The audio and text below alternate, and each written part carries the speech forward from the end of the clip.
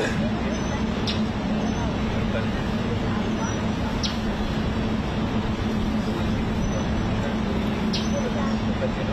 your system, your output, I can get from my head.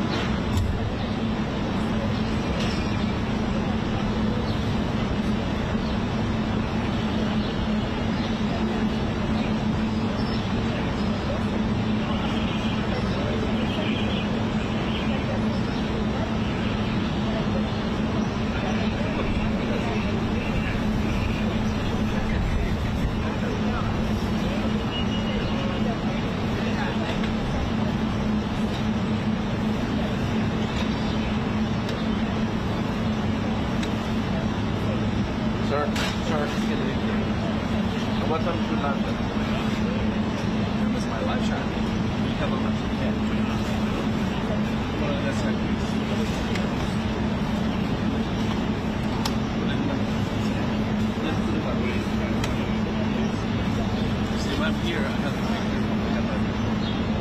Oh, yeah.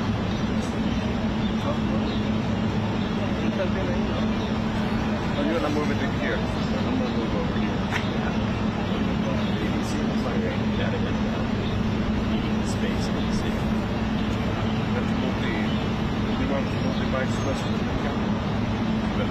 And right here. Yeah, we're just beside that over there. Okay, move it back. Let's move it back.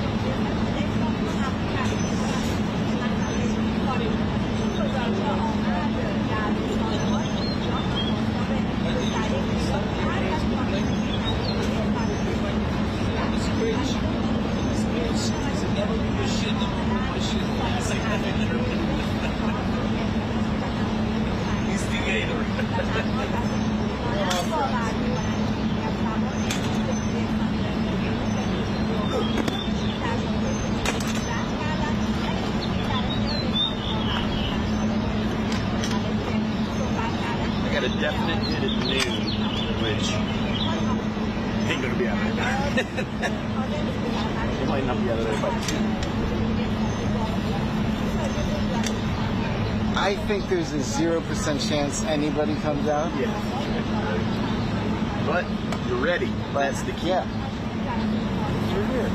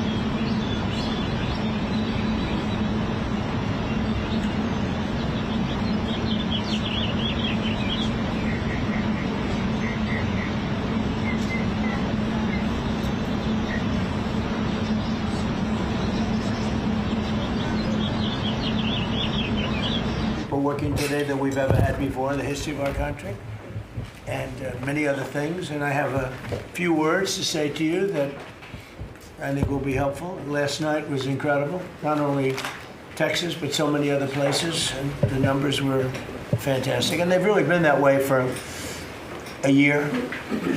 If you look, it's hundreds of people won, and almost nobody didn't win. So, but last night was very, very powerful. So I'm thrilled to welcome everyone to the 12th cabinet meeting of our administration, and we're doing something that no administration's ever done. We're always letting the press join us because we're very open and transparent. You like the word transparent, but we're more transparent than any administration in history. No, to the best of my knowledge, press has never been invited ever to a cabinet meeting for any reason at all. And it's an honor to have you. This team has achieved more than most other administrations achieve in 8 years. We took the most dangerous, unsafe, violent, and open border in the world. Anywhere in the world, there's no border like the border we had. And created the most secure border in the history of our country. We had no people, 12 months now, no people reported in the last 12 months came in illegally. 0 illegal aliens admitted to the United States in the last 12 months. And those charts are made by, you would say, politically unfriendly people. And the reason they don't come in is because nobody comes up, because they know that they're going to be turned away, and if they get in, they're going to be moved out right away. So it's been 0. You're the one that do the reports. I'm actually surprised by the number because I don't know how it can be 0, but they say it's 0 for the last 12 months. In 2025, we achieved the largest drop in the murder rate ever recorded. So the murder rate was quite high, and we achieved the largest drop in the murder rate ever recorded to the lowest level in 125 years. That's the year 1900. And that's despite the fact that many people came in from prisons and from very rough countries and from mental institutions and from lots of other places, drug dealers, others. They came in illegally during the Biden administration. We've gotten many of them out, but we still have some that we're looking for, quite a few that we're still looking for, but we've gotten over 11,888 murderers were allowed into our country. We've gotten a lot of them out. We've gotten some, we put them in jail. We don't even trust the country to send them because they'll come back in maybe. We put them in jail. 11,888 murders, more than half of which have committed more than one murder. That's what they allowed in. They can never be forgotten for the horrible things they've done to this country. Fentanyl coming across our border is now down by 61%. 61%. And coming in by water, by sea, by ocean is down 97%. Can you imagine? Thanks to our Republican majorities in Congress, we passed the largest tax cuts in American history. All Democrats voted against the tax cuts, putting more money in Americans' pockets. This year, the typical family got tax refunds of nearly almost close to $5,000. The stock market has set 68 all-time record highs since the election. So 68 days, we hit all-time highs. We're right there now. And the average 401k, and that's despite the conflict. I don't call it a war, I call it a conflict. Despite the conflict with Venezuela, who no longer has a Navy, no longer has an Air Force, no longer has a lot of people that were leading the country into very bad places. Their leadership is gone. Their second rung leadership is gone, and we're dealing with their third, half of their third, because half of their third is gone too. The average 401k is up almost $30,000 since I took office.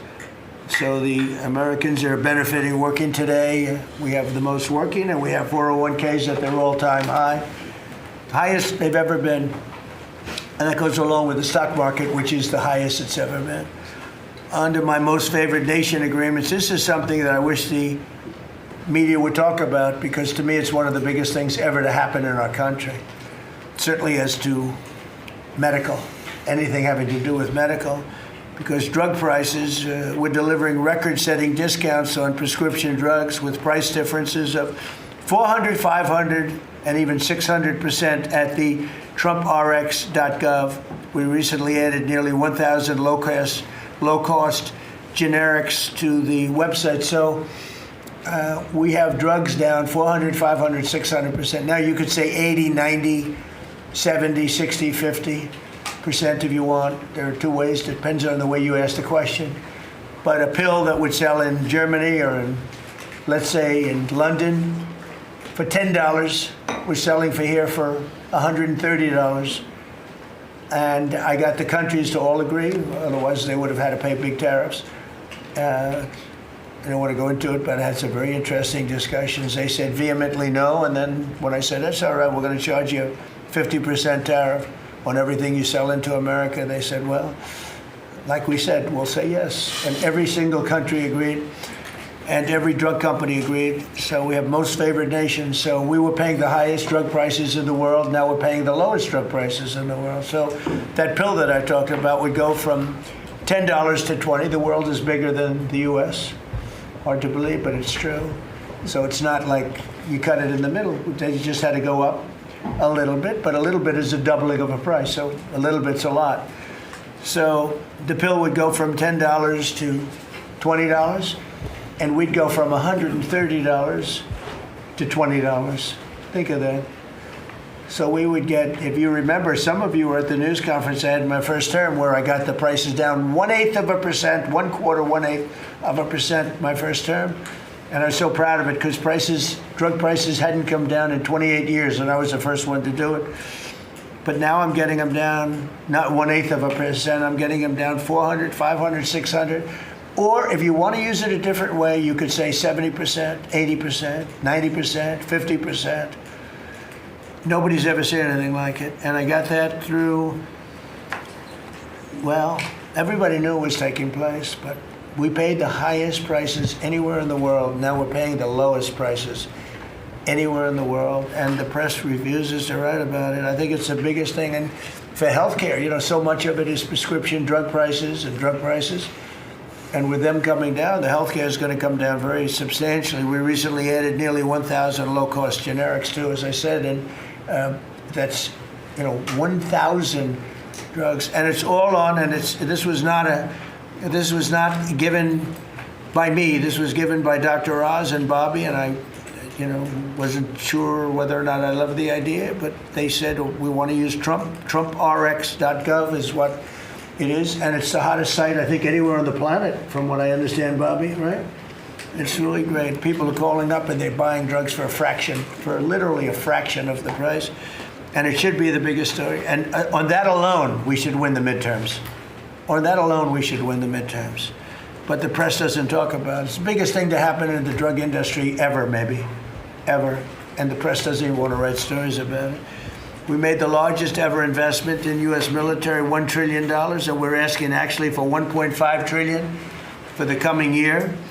And we have the strongest military anywhere in the world, as you know. You saw what we did with Venezuela. That worked out very quickly. And we're doing really equally as well with, but again, people don't want to write about it, with Iran. Iran is very much intent. They want very much to make a deal. So far, they haven't gotten there. We're not satisfied with it, but we will be.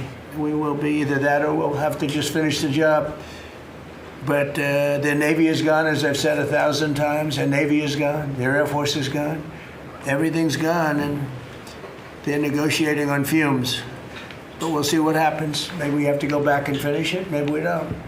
Right now, I mean, you can speak to Steve Witkoff and Jared. They're doing a good job. But right now, I think it looks like they want to just make a deal. They want to. They have. I don't think they have a choice. They're just going back to the internet because they're getting clobbered. Their economy is in free fall. They have 250% inflation. Their money has no value. Their whole economic system is broken down. They thought they were going to outweight me. We'll outweight him. He's got the midterms. I don't care about the midterms. Look what happened last night. That was the prelude to the midterms. People understand it. They know that. Very simple. Iran cannot have a nuclear weapon. I'm doing that for the world. I'm not doing it just for us.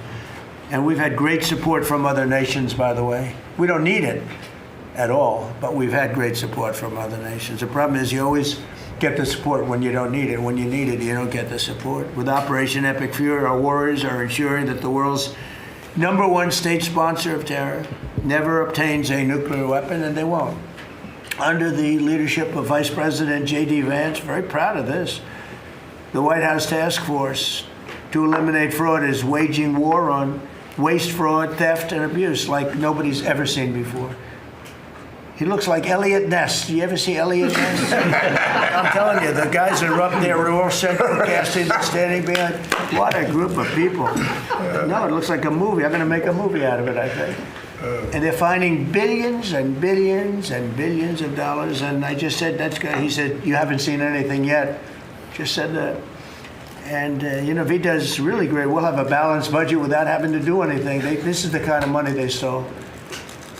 They're crooks. They're thieves. And I hope that Todd is going to do a real job. These are crooked people. These are thieves. This isn't like a mistake. Just talking about one person, he got hundreds of thousands, millions of dollars for securing one man, for taking care of one elderly man. He was a service. He got paid millions of dollars for taking care of one man. Total crook. They're all crooks. The Somalians, what they've done to Minnesota, the Somalians, they're crooked as hell. Ilhan Omar, crooked as hell. They're all crooks. And we got them. We got them. Now we're putting the clamps on, but boy, I tell you, that's an impressive group of guys that you have behind you. I was watching that, and a couple of very strong women, too. But I was watching that last night. I said, I'm proud of you guys. In 2 months, we've exposed tens of billions of dollars of defrauded taxpayer money, prosecuted numerous fraudsters, Todd, and stopped billions of suspicious payments, very suspicious. Oh, you haven't seen anything yet? Well, you see, I'm getting reports from Todd, from J.D. I've never seen anything like it. The kind of, just hundreds of billions of dollars was stolen. And no other administration would do what we're doing. Just let it go. Everybody was getting rich. And I think we have a chance to save Social Security without doing anything to it by just the numbers of fraudulent people on Social Security, people that are 115 years old, 125 years old, getting payments.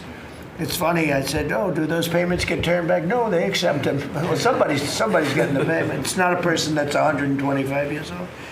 But that's the least of it. The numbers that we're finding out, we have great people at Social Security. We're going to make our Social Security so strong, so good, that you've never seen anything like it. We're going to protect. I said right from the beginning, we're going to protect our people in Social Security. If the Democrats ever got in, you wouldn't have said Social Security would be bankrupt. People wouldn't be getting anything. Last week, they took down 2 of the largest Medicaid fraud cases in Minnesota history, as well as the largest autism fraud case ever charged by the federal government. You saw that with millions of dollars just being stolen. Everybody had autism. Everybody had autism, they said. It was incredible, actually. And I've just seen I see what they're doing. You haven't seen anything yet.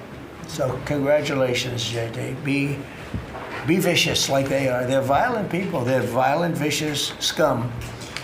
Before asking Vice President Vance to speak about these efforts, I want to express our tremendous gratitude to our outgoing Director of National Intelligence, Tulsi Gabbard, who's a terrific person, actually.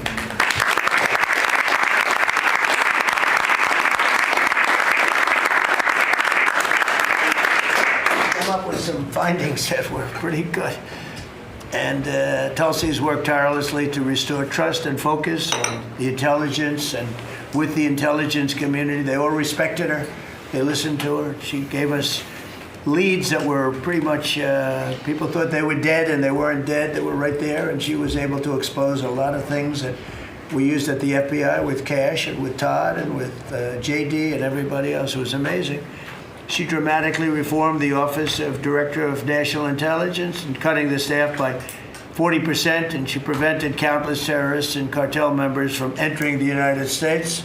She exposed mountains of evidence related to the Russia hoax, probably the greatest hoax in the history of our country. Although, when you look at the fraud coming out, there's a lot of them. I mean, honestly, there's a lot of them. But the Russia hoax, a great hoax, a very dangerous hoax, too.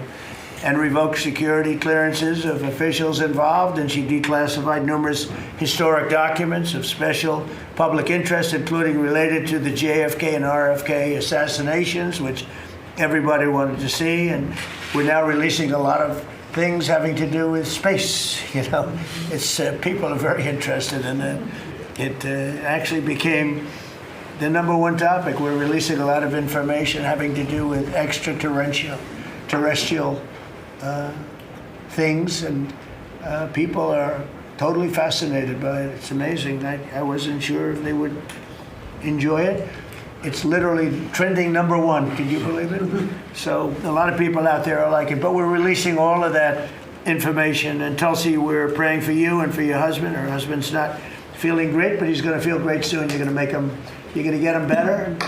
And he's a wonderful guy. So just say hello and thank you for the great work you've done. We appreciate it. Thank you very much. And now I'd like to ask JD to say a few words about the war on fraud, followed by Acting Attorney General Todd Blanche, who's doing fantastically, and Secretary of State Marco Rubio, another one. I mean, we have great people. And the Secretary of War Pete Hegseth, Central Casting. He loves war. I don't know. He's a good man, Ellen. And Scott Bessent, you talk about a guy doing a job.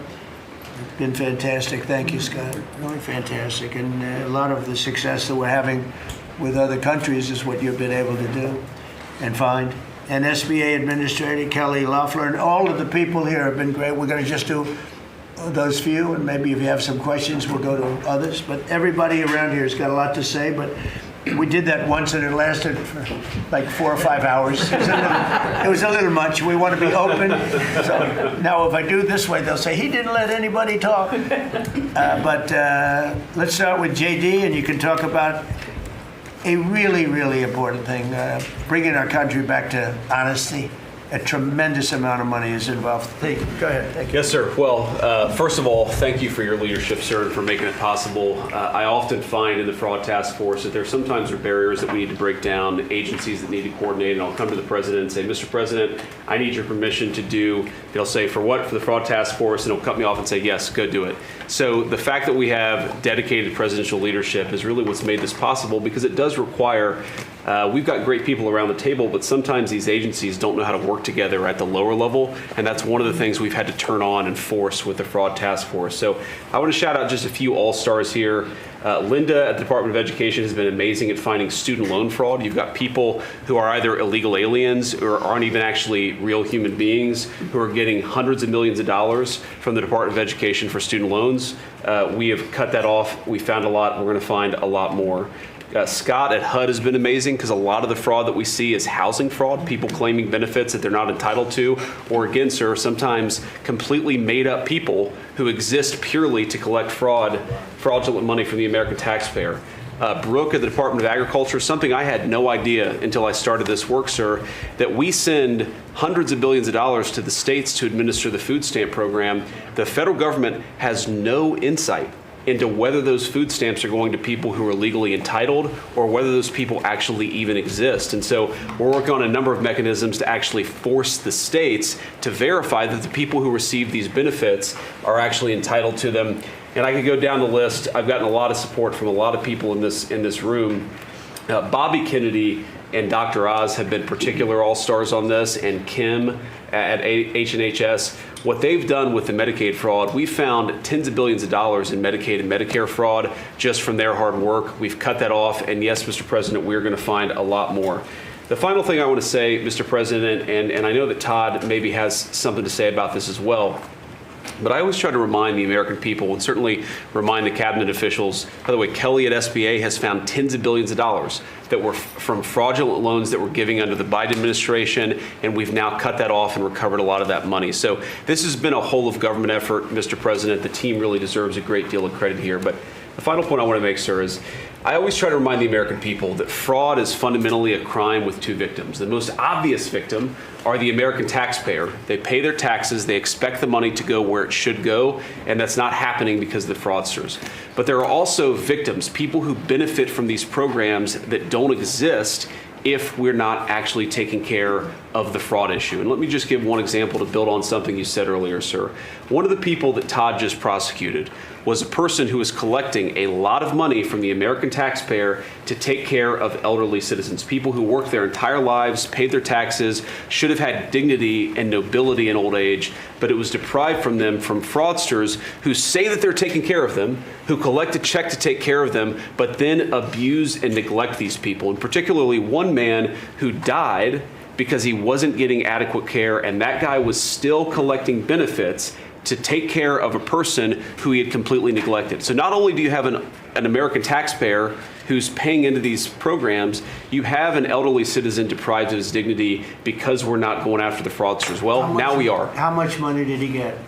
Sir, hundreds of thousands of dollars, maybe more than that, but we think that that exact type of fraud has been replayed all over our country. That particular case was outside of Minneapolis. We expect that there are tens of thousands of people who are collecting fraudulent money to take care of people, and they're not actually taking care of them. We're, of course, going to get to the root of as much of it as we can. But again, sir, it's been, I wouldn't say fun, because you find out how much people have been taken advantage of, but it's certainly very good and valuable work. So thank you for giving me the opportunity to do it. Well, thank you very much. Yes, sir.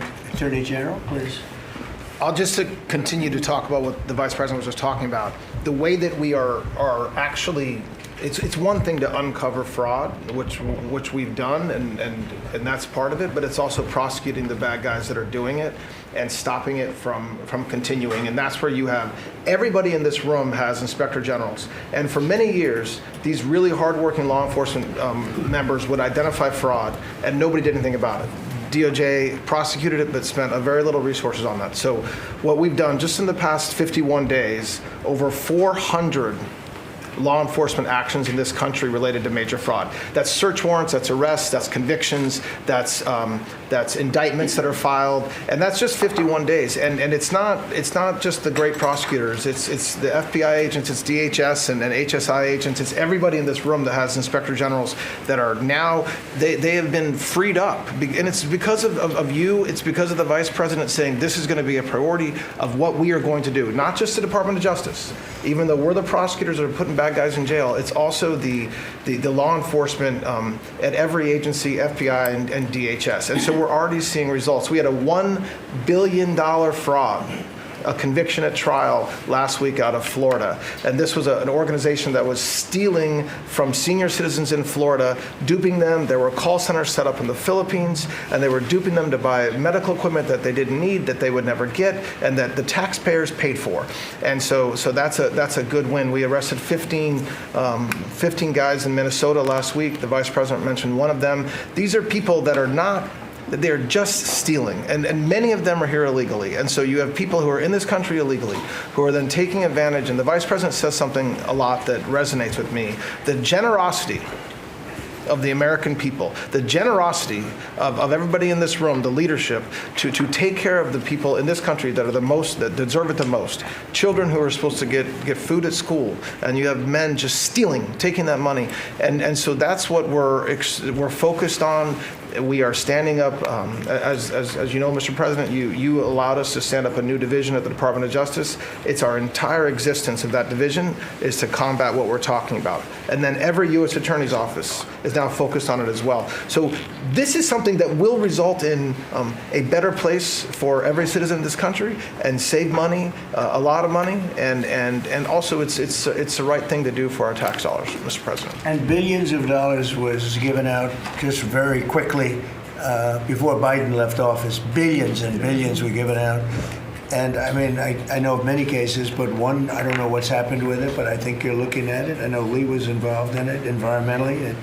Stacey Abrams was given $2 billion for an account that had $103 in it, an environmental fraud, I guess. And she had $103 in this newly opened account. And before leaving business, they put $2 billion into the account, and they had no reason for existence. They were unable to say what they did with it. $2 billion. Lee, do you want to just mention something about that? Well, thanks to your leadership, Mr. President, that was canceled, and they no longer have access to that $2 billion. They fought like hell. They wanted that money. Go ahead. In fact, it was over $29 billion that it's now been canceled at EPA. You told us to make it a priority. This happened as soon as you came in. After the election, before your inauguration, they were caught on video saying that they were rushing to get billions of dollars out the door before you're swearing in because they were afraid that once you were sworn in, you were going to stop it. Well, that part they were right. We did. Yeah, we did. Great job. And we're happy to do it, Mr. President. And the Department of Justice under Todd Blanche's leadership, they just secured another big win in the appeals court on some recently canceled grants for different agencies.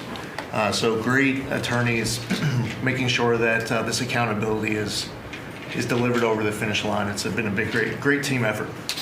And we're building more, most importantly, we're building more factories and plants in the United States now than at any time ever before. $18 trillion coming in. That's not including the 12th month, that's 11. And I say it often that the Biden administration had much less than 1 trillion, and we have 18 trillion. And when those final numbers come up, they'll be even higher than that. That's a record in the history of the world. No country's ever done that. And that money's going into plants, and you are giving them very fast approvals, thorough and environmentally correct, but fast approvals, and you're doing a fantastic job. Thank you very much. Another man doing a fantastic job, I think we all agree, is Marco. You're all over the place, right? I watched you last night at 3 different locations. We're going to have a nuclear weapon. And if recent events have done anything, is just remind us once again that they are the world's leading sponsor of terrorism. And they can never have a nuclear weapon. Now, the president's preference, Mr. President, your preference has told us repeatedly, is always to negotiate these things and to figure out if you can have agreements. Diplomacy is always the first option. And we continue to work on that through your envoys, Mr. Woodcoff and Kushner and others, the vice president, who've been very involved. And if there's an agreement to be made, we want that to be made. I think there's been some progress and some interest, and we'll see over the next few hours and days whether progress could be made. I just want to remind everybody, Mr. President, you know this well, you have other options available to you if that doesn't work. But the bottom line is that we prefer the negotiated diplomatic route, and we're going to give it every chance to succeed. I know you're giving it every chance to succeed, Mr. President. But here's the bottom line, because I keep getting asked, what is this all about? It's very simple. Iran and these people in charge of Iran can never have a nuclear weapon, and they will never have a nuclear weapon, and they most certainly will not have one as long as you're President of the United States. On that point, it's very clear. Just 2 quick things I want to touch upon. One, you touched upon the border and security. Part of securing our border is dealing with the people that are in this country unlawfully, many of whom do not want to go back to the country that they originally came from for a variety of reasons. Either we can't send them there or some judge ties us up.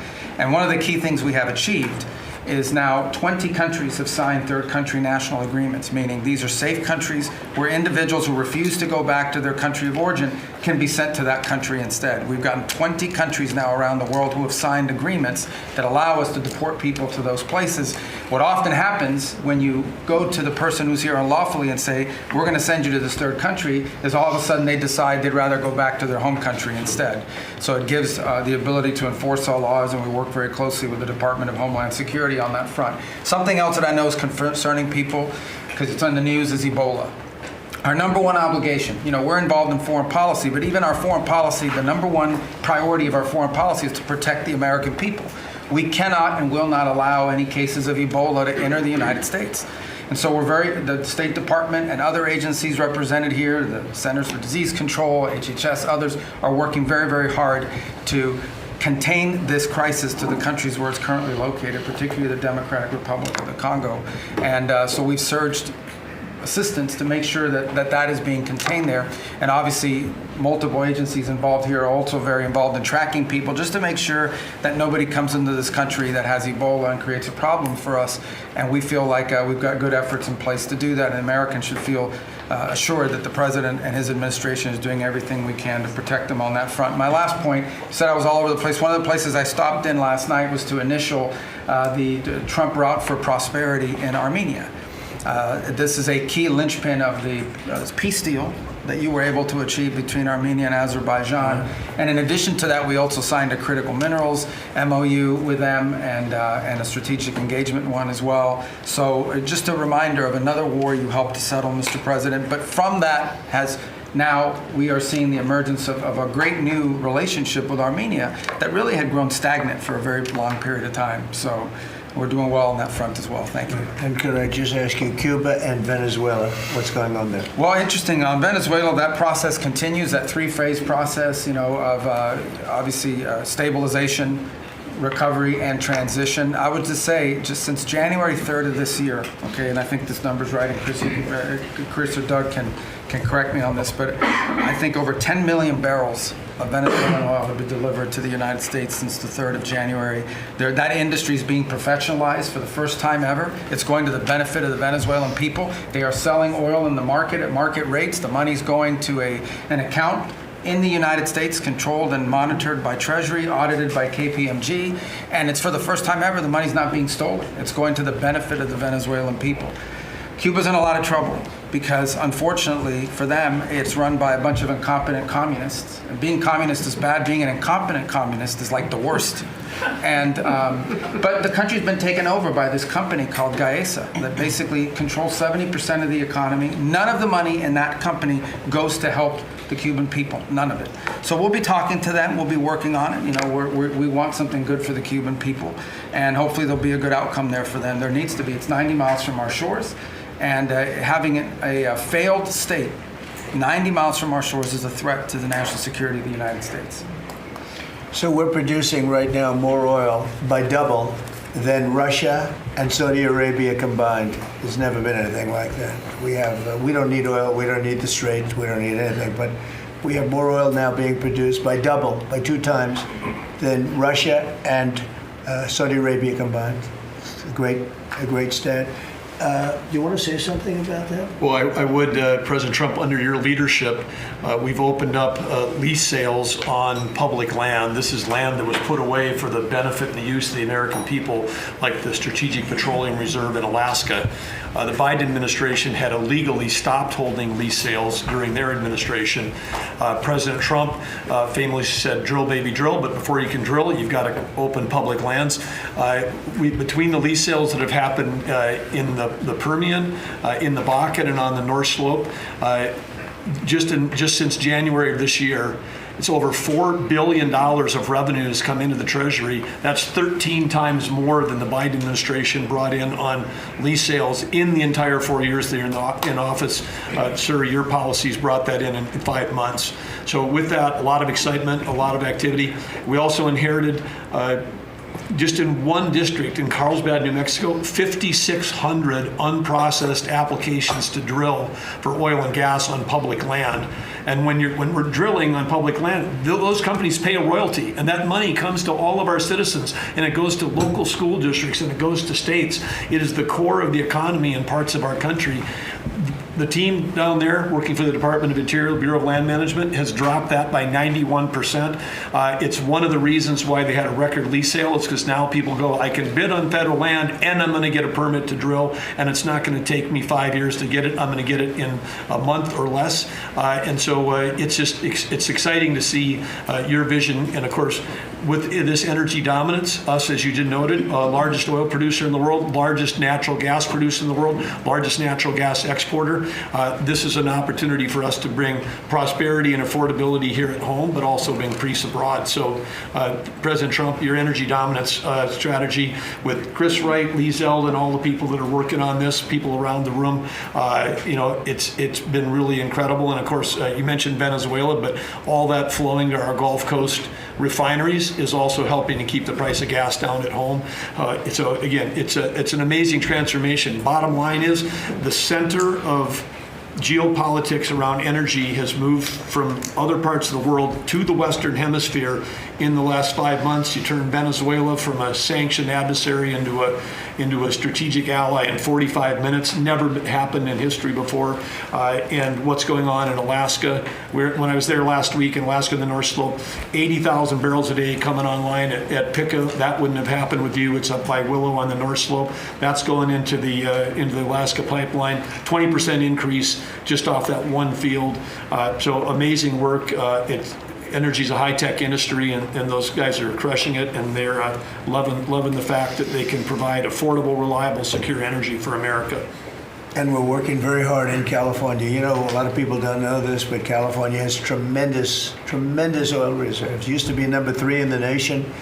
and the radical left has just wiped it out. And we're working very hard to get that open again and get it so the people, their gasoline prices, their lack of energy is just staggering. It's staggering.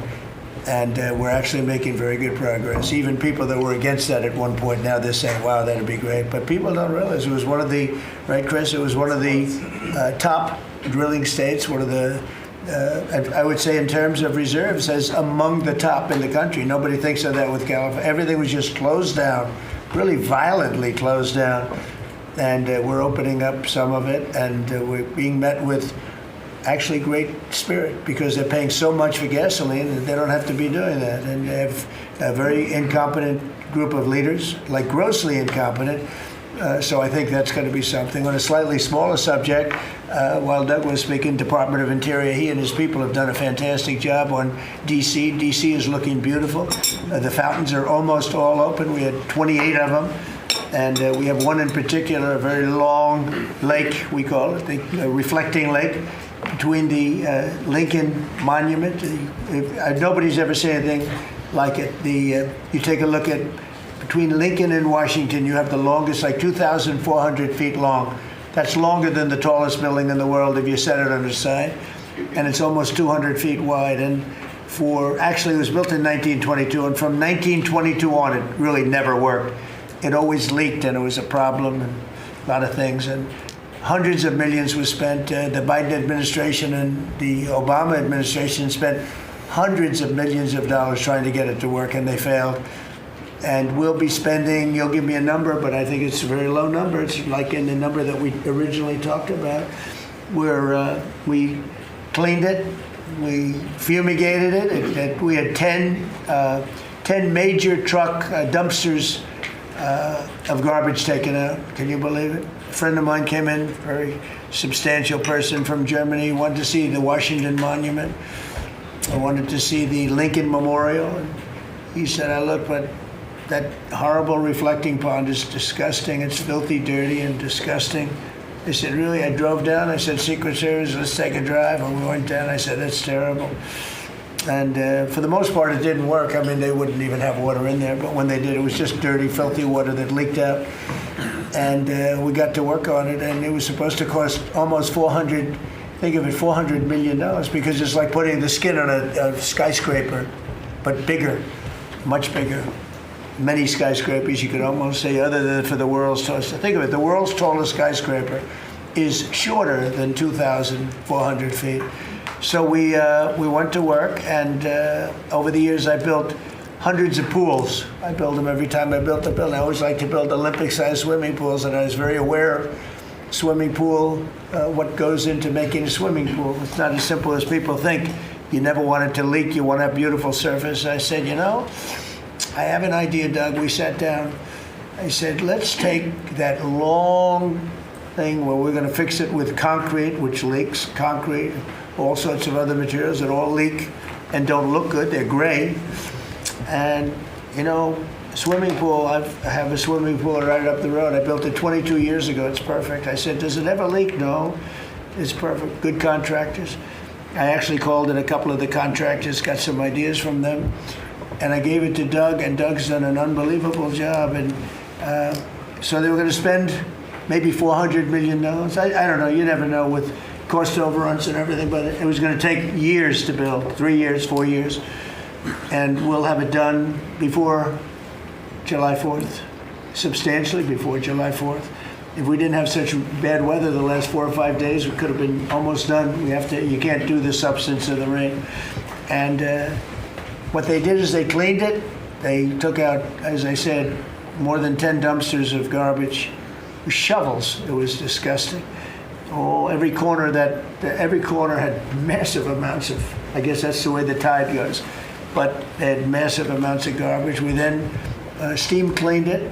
We then sandblasted it, and then we pebble blasted it. It's a bigger version of sand. We made the surface as good as it can be. And we're now covering it with the most beautiful blue, very thick. You think of it as a very sophisticated form of rubber. No leaks, no problems. And it's beautiful. It's called American Flag Blue. That was the color we chose. And we are probably 70% finished with it. It's going to be finished. The hard part's done. And then we decided to do much more than when originally I thought I was just going to do the surface, but we said the problem is the outer ring looks pretty bad too, where you walk on. So we sandblasted that. This is all additional work. We didn't want to do, when you do something like this, when you do the one, you think the other looked okay, but then when the other, you see the new surface, the old stuff that looked okay looks really bad. So we cleaned that, sandblasted it. The walkways, all of it. It's a tremendous amount of area. It's thousands of feet long, very wide. This is where the people stand, not the water part, the dry part. And we had a combination of granite and stone. And we're pointing it, fixing it. The joints were terrible, everything. The whole place was a mess. And when it opens in a couple of weeks, long before July 4th, we want to have it for July 4th weekend, but it'll be long before that, you will see something that's really going to be beautiful. And now we're looking at the World War II fountain, because that's also in pretty bad shape. On the bottom, we're going to duplicate it, I think, with maybe with a slightly different color. Actually, we'll go with a lighter color.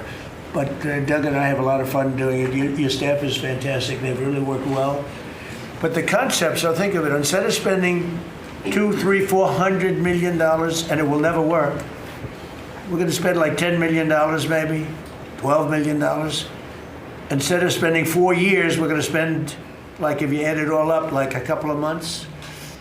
And instead of going through 4 4th of Julys as a horrible construction site, we're going to have it open before the 4th of July. And the difference is it's better. Somebody said, oh, well, but it's not the same. Some of the fake news would say, well, but it's not. No, it's like the pen story. The pen is better at $2 than it was at $2,000. This is the same thing. This is far better. Won't leak. It'll last for 50 years, maybe 100 years. They didn't even know. I said, how long will this last? Oh, I think you'll get 50 years out of it. We did the swimming pool treatment, but they said, sir, for a little more money, we can get industrial strength. I said, that sounds good to me. Same color, same everything, same stuff, but it's actually much stronger. It's used for industrial. I said, I love that. So we're going to have that open. It's going to be really, really beautiful. And it's a very important thing. We can't have people looking at the Washington Monument, going, the memorial. If you take a look, the Lincoln Memorial, it was built, I guess, a little after the Lincoln Memorial. It's embarrassing. It was so horrible. I never saw anything like it. It was filthy dirty. It was Biden.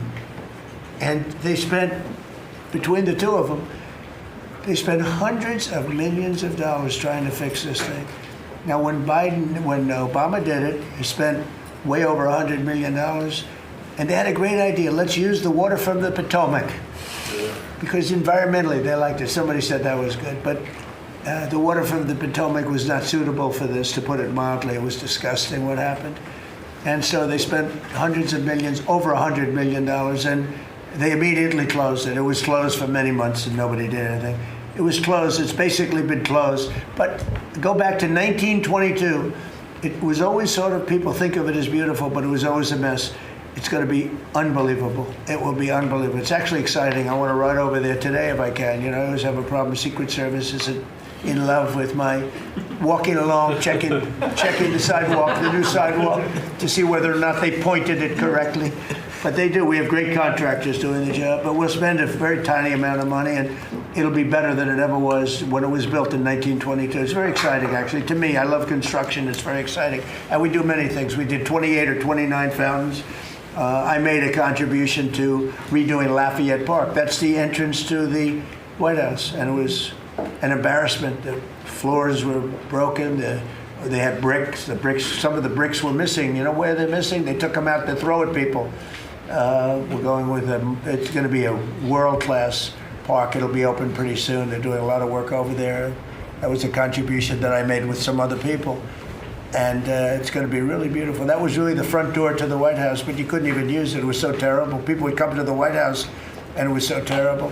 So with that, I'm going to ask Pete to talk about some of our great success. Yes, sir. Including Venezuela, you might talk. Absolutely, sir. I think actually your efforts on the reflecting pool are actually a great segue. If you look at Washington and Lincoln, these are two men that faced monumental tasks and stood up in historic fashion and delivered for the American people. And when you step back and look at 47 years of what Iran waged war against us and our people, there's only one man over the course of both presidency who has stood up and said they will never get a nuclear weapon, as Marco said.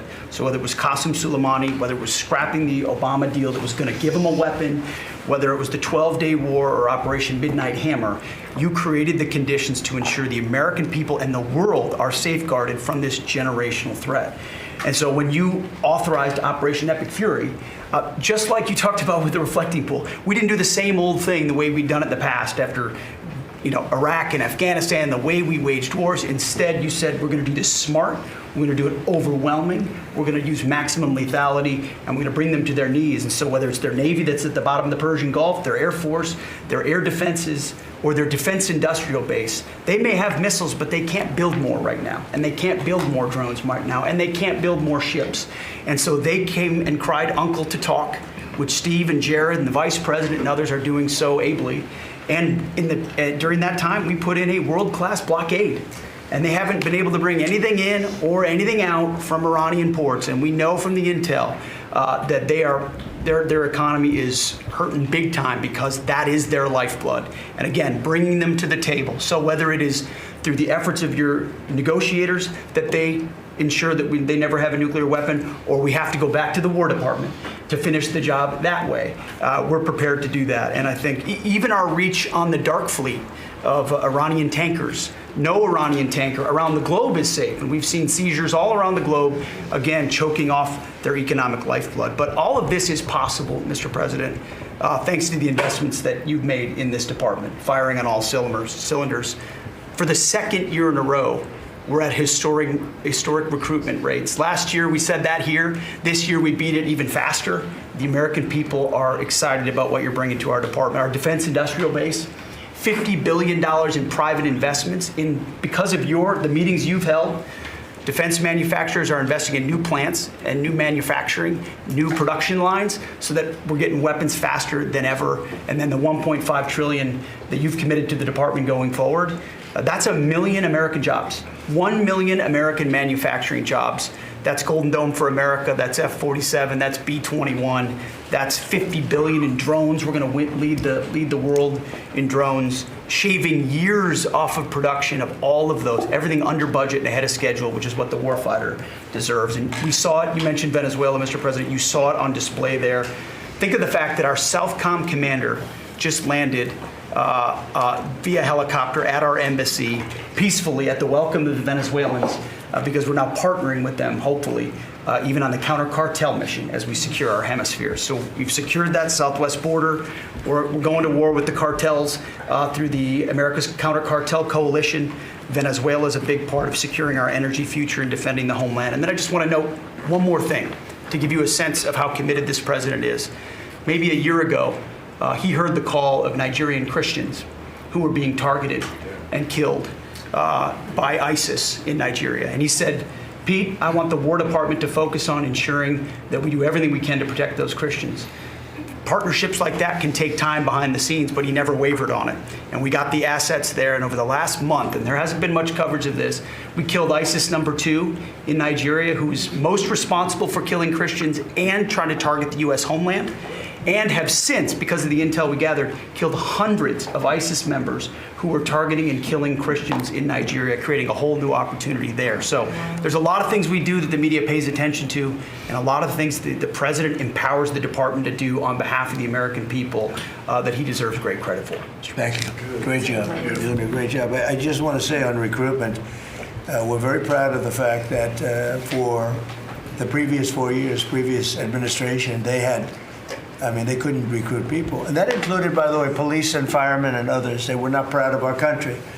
And they couldn't recruit. Anybody with a uniform was having a hard time recruiting. And they set record low numbers. They were way, way behind. And literally from November 5th it started. It started even before we got going.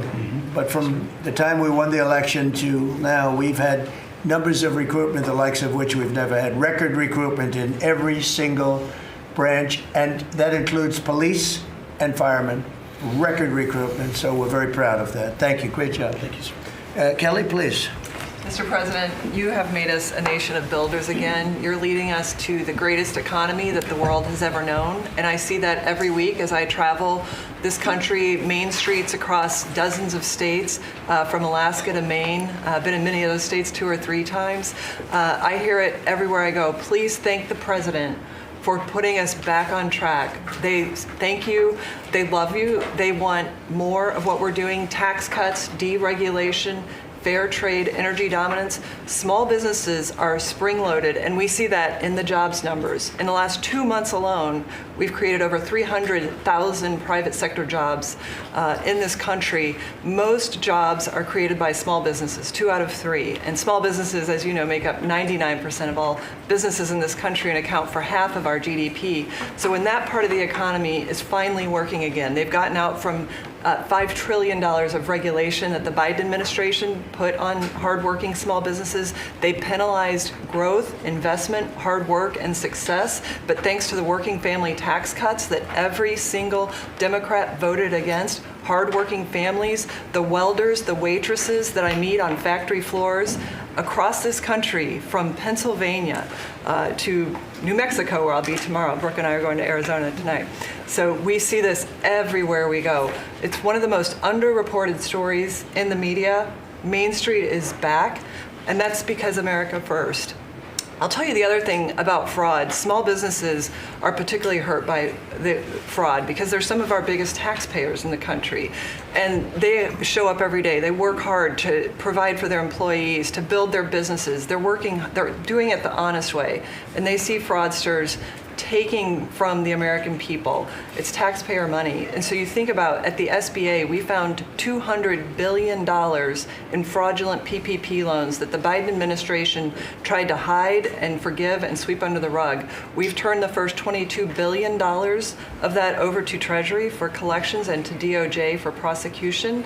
Our Inspector General is already announcing that people are going to jail. There are jail sentences now being served. We've announced that 140,000 people have been barred from ever getting SBA loans again, defrauding the government for about $9 billion. So we are going to continue our work under the great leadership of Vice President Vance and appreciate the partnership because it's really accelerated our ability to get the job done.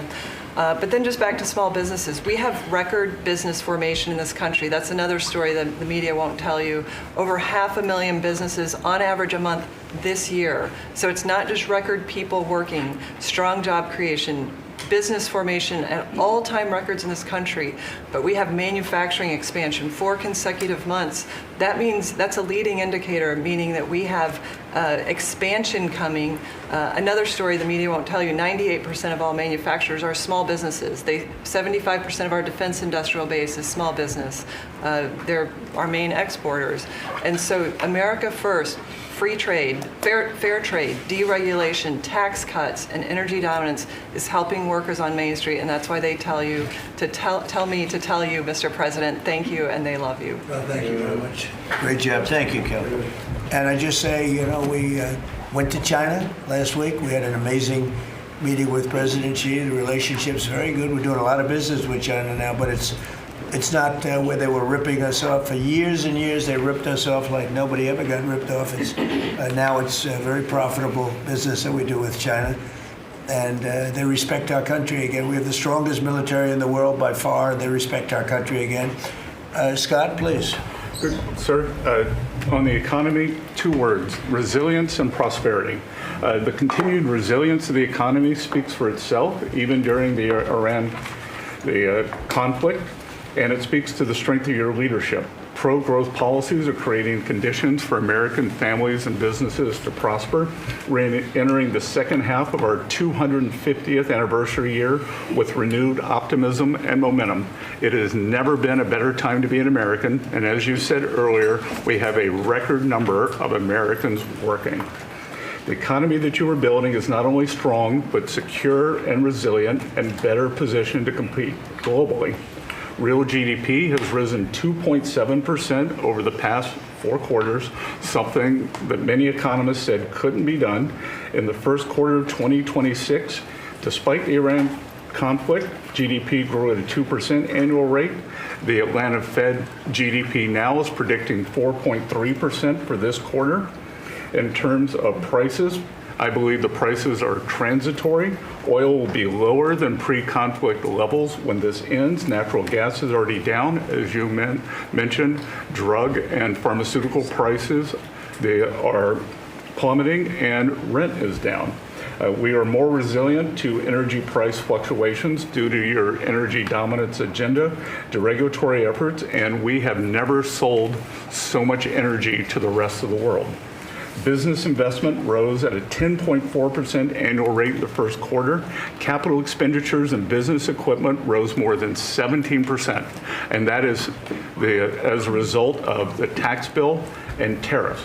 Jobs related to commercial construction, factory construction, are up 90,000 since your inauguration. In the past 2 months, the private sector, as Kelly said, has added 313,000 new jobs, and those are private sector jobs, sir, including 13,000 manufacturing jobs. We have construction jobs, we're building the factories, and those will turn into manufacturing jobs. The stock market has hit new highs. The stock market lives in the future. It is seeing on the other side of this conflict, it is a strong symbol of optimism for the future. Corporate earnings are high, and wages are doing well. For the tax season, we had the best tax filing season in history, which is a victory for Main Street. The average refund was nearly $3,300, 11% increase from last tax filing season, and importantly, 62 million returns had one of your 4 signature policies: no tax on tips, no tax on overtime. They reduced taxes. 85% of our seniors paid no taxes on Social Security, and the deductibility of auto loans for American-made cars. For what I believe is the most important government benefit for young people since the GI Bill, the Trump accounts. The app will be available on all major platforms tomorrow morning, and it will place the American dreams into the palms of the hands of parents and children. Nearly 6 million kids have been signed up for Trump accounts, and they will launch on July 4th, and it will be a great symbol of the 250th anniversary. Main Street prosperity, workers have seen positive wage gains. The unemployment rate remains low at 4.3%, and private sector job growth is strong. So just to reiterate, resilience and prosperity have been the marks of your second term. It's been great. It's been amazing, actually. Any questions? Mr. President, thank you, Mr. President. Iris Tao with NTD Sister Media with the Epoch Times. You've done a lot to clean up DC and fight crimes here. And as a lot of Americans and people from all around the world are coming to the nation's capital ahead of the major 250th birthday events here, how important is it for you to really keep delivering on these results? But also, what does it mean for America's identity on the national and international stage? So I'm very proud of DC because when we came here, a little more than a year ago, it was a very dangerous place, and now it's a very safe place. It's been incredible what's happened as you see the crime numbers. We had restaurants closing up, and nobody wanted to go to a restaurant. They were afraid to walk to work. It was a very, very dangerous place, very unsafe, and now it's a very safe place. We brought in the National Guard. We worked with Cash and the FBI, and Janine is doing fantastically, and Todd and everybody. And it's now a very safe city, and people are pouring in, and you see the grass is all beautiful. We put a lot of new grass in because, you know, like people, grass has a life too. And this grass it was about a long time. But the waterfalls we talked about and the fountains, most of them are in the final stages or fixed. People are writing me letters. People are talking about it. We have some of the most beautiful fountains in the world, and there wasn't one, not one, that worked. We had 29. Out of the 29, not one was worked, in addition to the reflecting pool, which is even, you know, that was the big one of them all, but that was a disaster. So with all of that, and this place is looking beautiful. I rode through it yesterday, where the fences are down. The homeless aren't staying here any longer. We're helping them out, but we're not, we just can't have them in the nation's capital. And when foreign dignitaries come in, they're saying, the first thing they say to me, this place has really changed. They saw that it was going down, our whole country was going down just like DC was going down. And as you know, the restaurants were closing up. There weren't very many restaurants, and now they're opening up. You can't get a space, and everyone's going out to dinner, and they're safe. And we have the national security, and we have the National Guard, and we're going to keep them. You know, I want to, by the way, just in case I mentioned, keep them. And don't lower the number either. So somebody said, oh, are there less? I said, I hope not, but don't lower the number if you don't mind, okay? We're going to surge this summer, too. Yeah. They look great. You know what? They give people. We took out 5,000 criminals, hardcore criminals. By the way, 90% of the crime is calculated. They count 2% of the people do 90% of the crime. That's a great number, because when you get rid of 2%, 2% you can get rid of. 90% you can't get rid of. 2%. So 2% create 90% of the crime. 91% actually, to be exact. And we moved 5,000 people, Todd, out of here. These are career criminals. Many of them came over from the last administration through the open border, the ridiculous open border, no vetting, nobody knew who they were. They came out of prisons, they came out of, they're drug dealers, there were people from mental institutions. And Washington, D.C. is now a safe and beautiful place. And it's only going to get more beautiful. Yeah, please. President Trump, thank you so much for having us in here today. What are your thoughts? Why do you think that Joe Biden is trying to sue the Department of Justice, former President Joe Biden, to have his tapes that he did interviews on blocked from the American people hearing them? Do you think that he's trying to hide something? And maybe Acting Attorney General Todd Blanche could comment on if they will countersue and release those tapes to the American public. Are you talking about it with respect to his book? With respect to his memoirs. I'd like to see it. I don't know. Maybe there's some constitutional reason. I don't know. I would like to see what he has to say, because we can never allow what happened to this country to happen. The man was grossly incompetent, and the Democrats, I call them the Democrats because the policy is so bad, but they came very close to destroying our country. We can never let it happen again, and I hope that you're able to produce that. I think it would be a very interesting reading for people. Mr. President, Iran wants control of the Strait of Hormuz. Would you accept a short-term deal that allows Iran and Oman to control the strait? And would they have to open it immediately, or would you be open to that happening over a period of time? No, the strait's going to be open to everybody. And who would control it? It's international waters. Nobody's going to control it. We're going to watch over it. We'll watch over it, but nobody's going to control it. That's part of the negotiation that we have. They would like to control it. Nobody's going to control it. It's international waters, and Oman will behave just like everybody else, so we'll have to blow them up. They understand that. They'll be fine. Mr. President, thank you. How much economic pressure do you feel to get the Strait of Hormuz open? Well, you have to say, the United States has so much oil that we are an exporter of oil. So we have plenty of oil. We're very lucky. We're blessed with the greatest piece of land in the world from that standpoint, and we have more than anybody else. And now when you add Venezuela to it, we have, I think, 64% of the world's oil. And we're getting along very well with Venezuela, by the way. It's being run really beautifully. The big companies are moving in. It's going to be amazing, because it's also, like us, they're very blessed in that sense. But we have natural energy that no other country has. We have more than anybody else. So it's really a world problem, because most of the world doesn't have that. And we're making it available. During the closing, I don't know if you've seen some of the satellite pictures, boats, hundreds of boats lined up. It looks like, I used to say, the Long Island Expressway with cars. They're lined up, and they're coming to Texas, Louisiana, they're coming to Alaska to fill up their boat. They're big boats. Some of them are really big, 2 billion gallons.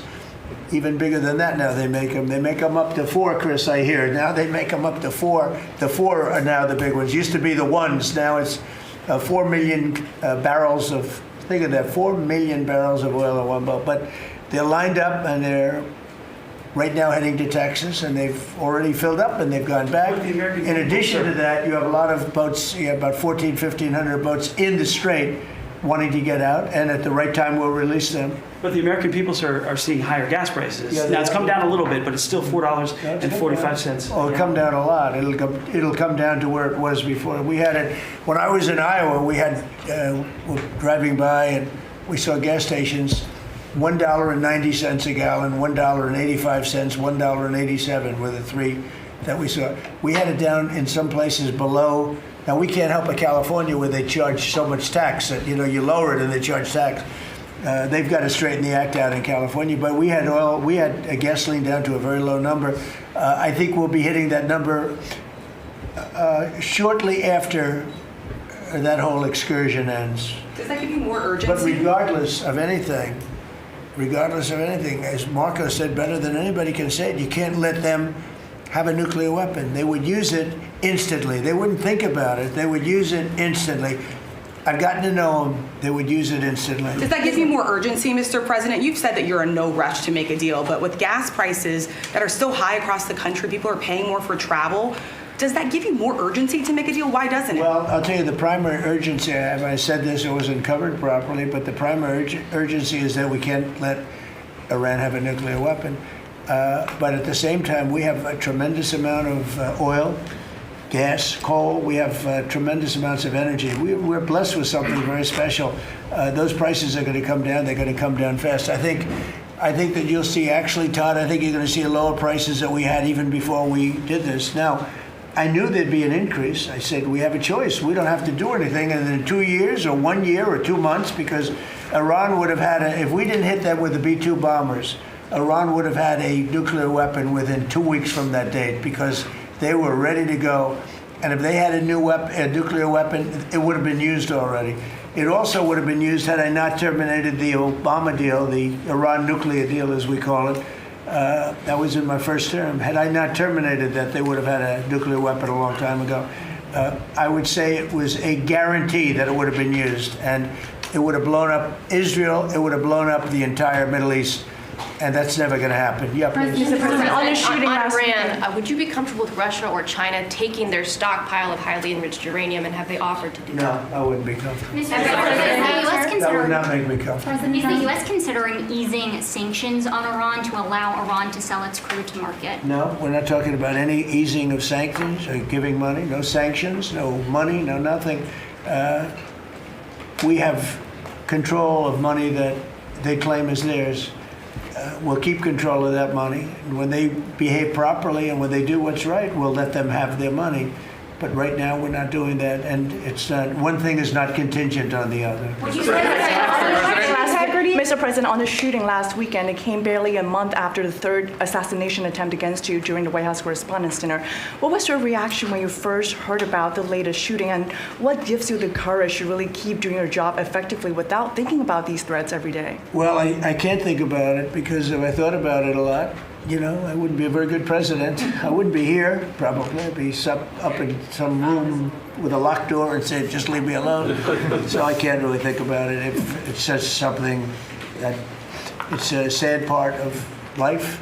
It's a dangerous business. What I'm doing is a dangerous business. And they say, and look, we have been maybe the most consequential, but we certainly have been one of the most consequential. This group has been a very consequential administration. And they say if you're not consequential, you don't have so much problem. If you are consequential, you do. So you have to look at that. But it's a shame. It's a very sad fact of life. Look, anybody in office, not only in this country, in other countries too, but when you are a consequential president, your life is in grave danger. I knew that.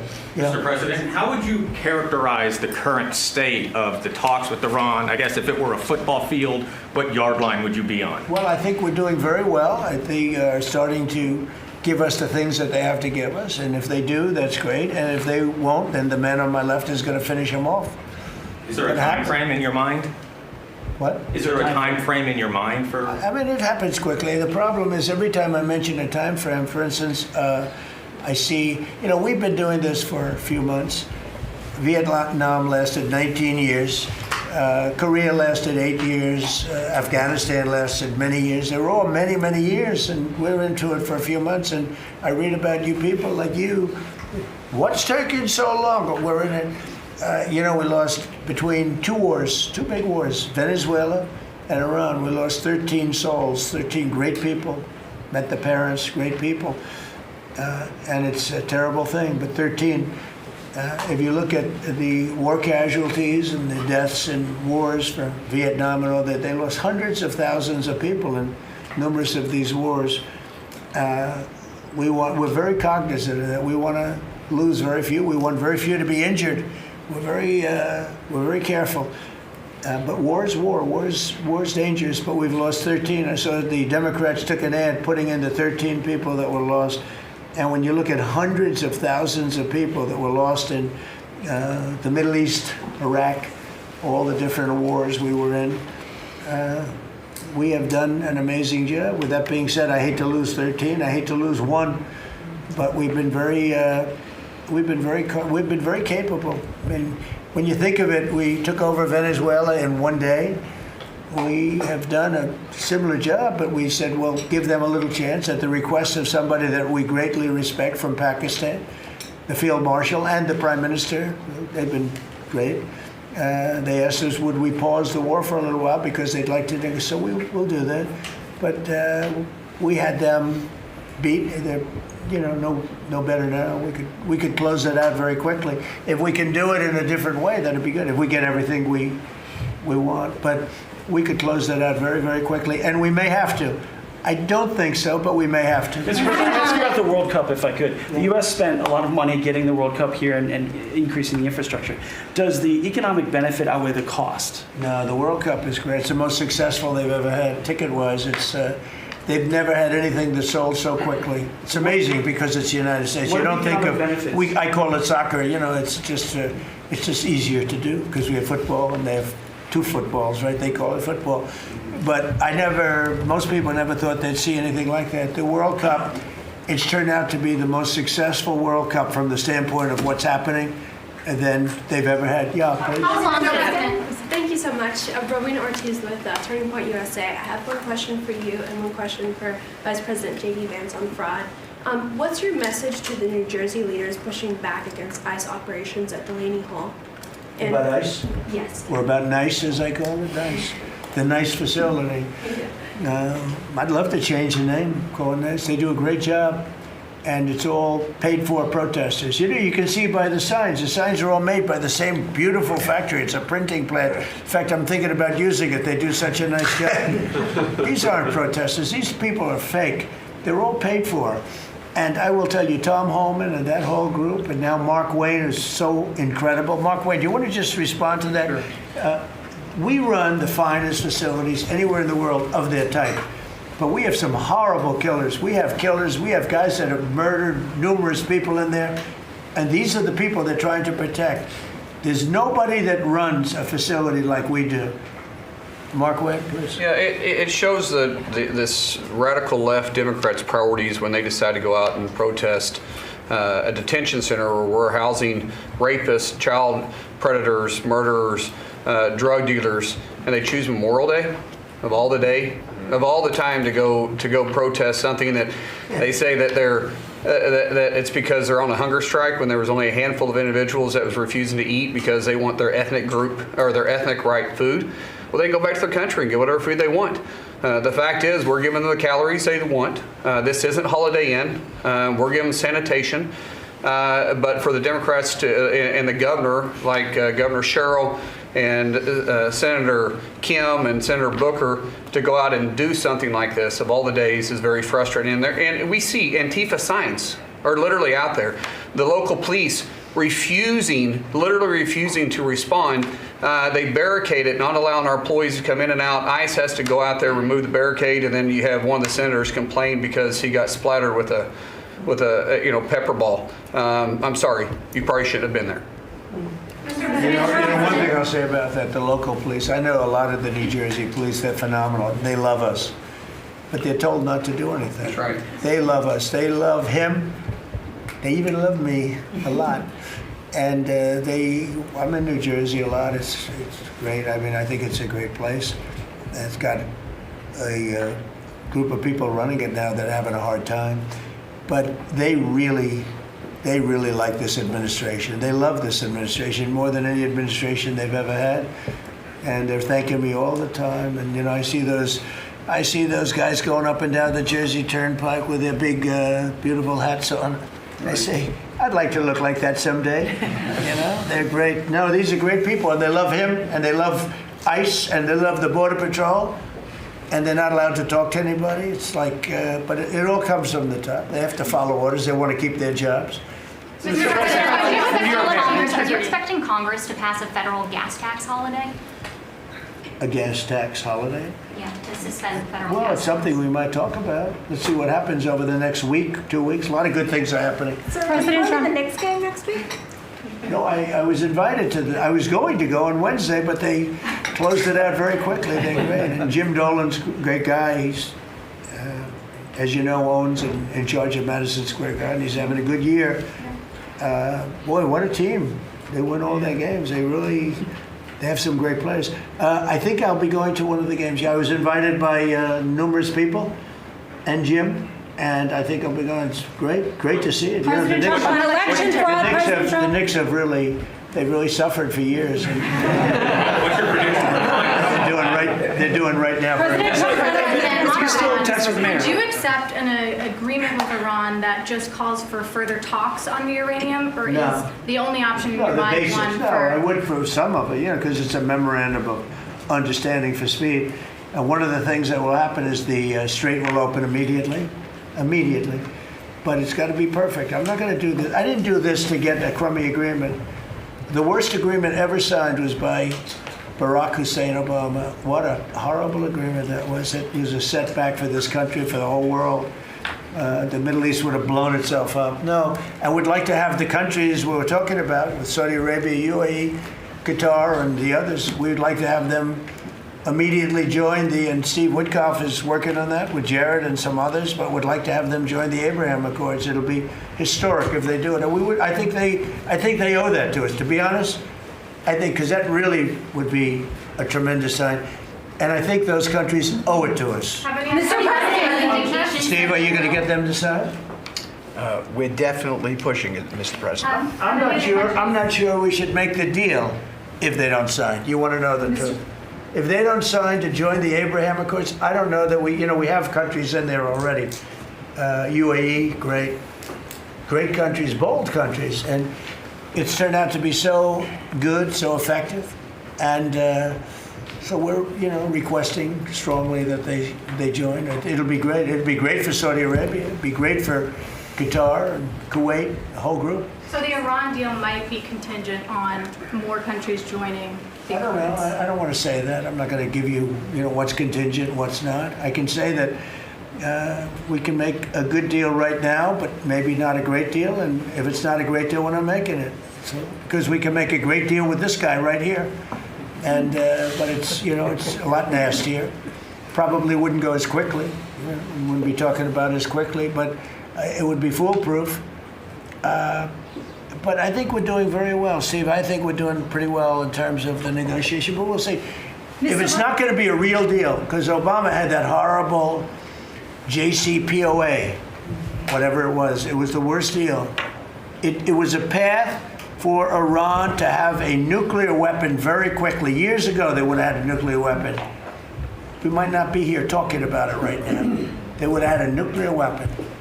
And frankly, Obama picked the wrong country. He should have picked another country. I won't tell you what it was. But he picked the wrong country when he picked Iran. But we have things understood now with Iran. It's been nasty. They've lost their leaders. They've lost. And it really is regime change. We didn't set out for regime change.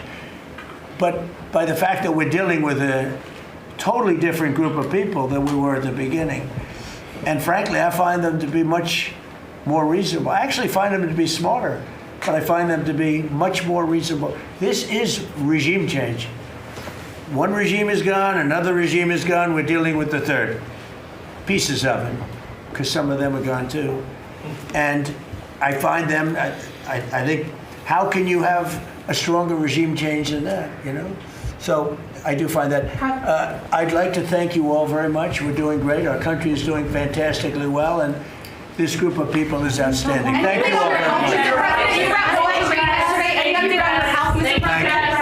Mr. President. Thank you. Thank you very much. Thank you. Thank you.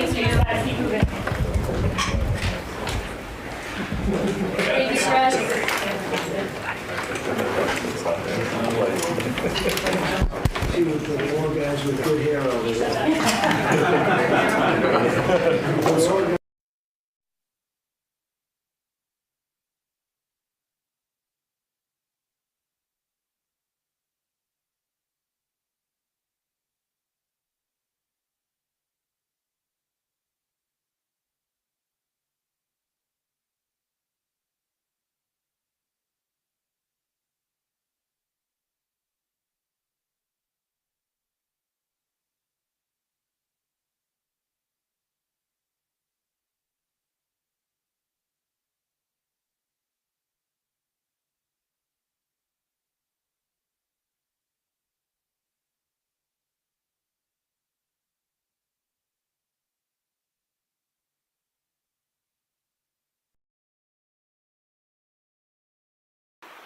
सबसे पहले media के सभी साथियों का हम भारतीय राष्ट्रीय कांग्रेस की तरफ से बहुत बहुत स्वागत करते हैं। और जैसा कि आपको मालूम है, आज का दिन देश के पहले प्रधानमंत्री पंडित जवाहरलाल नेहरू जी को भी याद करने का दिन है। लेकिन हम आपके बीच आज एक बहुत ही महत्वपूर्ण विषय पर बातचीत के लिए उपस्थित हुए हैं। और माफ़ कीजिएगा, हमारी बातें चॉकलेटी नहीं है, तीखी है। आ रही है? ये संसद का माइक थोड़ी है। माफ़ कीजिएगा कि हमारे पास आज आपसे बातचीत करने के लिए कोई चॉकलेटी बात नहीं है, तीखी बातें हैं। क्योंकि देश में जो हो रहा है, सरकार के लिए कॉमेडी हो सकता है, लेकिन देश के जो नौनिहाल हैं, देश के जो भविष्य हैं, उनके जीवन मरण का सवाल है। आप सब पिछले कुछ सप्ताह से इस देश की शिक्षा व्यवस्था से जुड़ी हुई कई महत्वपूर्ण घटनाओं को कवर किए हैं। हालांकि हमारी देश की बहुत सारी मीडिया घंटों चर्चा करती है झालमुड़ी पर और मेलोडी पर, लेकिन इन सब चर्चाओं के बीच एक जो ज़रूरी मसला है वो ये है कि इस देश में विद्यार्थियों के, नौजवानों के आत्महत्या करने की जो रफ्तार है वो लगातार बढ़ती जा रही है। 1 घंटे के भीतर 2 नौजवान इस देश में आत्महत्या कर रहे हैं। और आत्महत्या का सीधा संबंध इस देश की चौपट शिक्षा व्यवस्था से है। जो आदमी शिक्षा के लिए योग्य नहीं है, उसको शिक्षा मंत्री बना दिया गया है। और यह बात मैं पूरी जिम्मेवारी से कांग्रेस पार्टी की ओर से आपके बीच रख रहा हूं। आपने देखा होगा कि किस तरीके से हर साल इसी महीने नीट को लेकर के एक बवाल शुरू होता है और सरकार के जो रवैये हैं वो ढाक के 3 पात। न शिक्षा मंत्री का इस्तीफा होता है, न दोषियों पे कोई सख्त कार्रवाई होती है, और हर साल पेपर लीक होता है। आप जानते हैं कि 80 बार से ज़्यादा इस देश की परीक्षाओं के पेपर लीक हो चुके हैं। कल की खबर है कि एसएससी जीडी की परीक्षा देने के लिए केंद्र पर 800 से ज़्यादा लोगों को बुला लिया गया और बैठने की व्यवस्था सिर्फ 250 लोगों की थी। जो शिक्षा मंत्री, जिस देश की सरकार एक परीक्षा नहीं ठीक से करवा पा रहे हैं, आप बताइए कि एक साफ सुथरी परीक्षा के बिना, इस देश में ईमानदार गुरु के बिना हम विश्व गुरु कैसे बनेंगे। कल सुबह सुबह प्रधानमंत्री जी का मेल आया उनके ऑफिस से और विदेश में उनकी उपलब्धियां गिनाई जा रही थी। और देश में लगातार सुर्खियों में यह बात बनी हुई है कि पहले नीट और फिर सीबीएसई का मामला। और सीबीएसई का मामला ऐसा है कि एक 17 साल का बच्चा अपनी समस्याओं को लेकर गुहार लगाता है और सरकार की चापलूसी में अपने रीढ़ की हड्डी खो चुके पत्रकार आनन फानन में उस विद्यार्थी को देशद्रोही और पाकिस्तानी बताने लगते हैं। दिक्कत यह है कि जब प्रधानमंत्री जी और उनके दोस्त को ही देश मान लिया जाता है तो देश हित की हर बात देश विरोधी लगने लगती है। आप हमें बताएं कि प्रधानमंत्री परीक्षा से पहले परीक्षा पर चर्चा करते हैं, परीक्षा होती है, पेपर लीक हो जाता है, परीक्षा पर चर्चा करके रील बनाने वाले प्रधानमंत्री साइलेंट मोड पर चले जाते हैं, चुप्पी साध लेते हैं। एक शब्द उनके मुंह से नहीं निकलता है कि ऐसी क्या मजबूरी है कि एक अयोग्य शिक्षा मंत्री को आप शिक्षा मंत्री बनाए हुए हैं। साहब, वो आपके ही कैबिनेट के मंत्री हैं, ट्रंप नहीं है कि 45 डिग्री में आप कांप रहे हैं उनसे इस्तीफा लेने में, उनको उनके पद से हटाने में। ऐसी क्या मजबूरी है? आप पिछले 2 सप्ताह के घटनाक्रम को देखिए।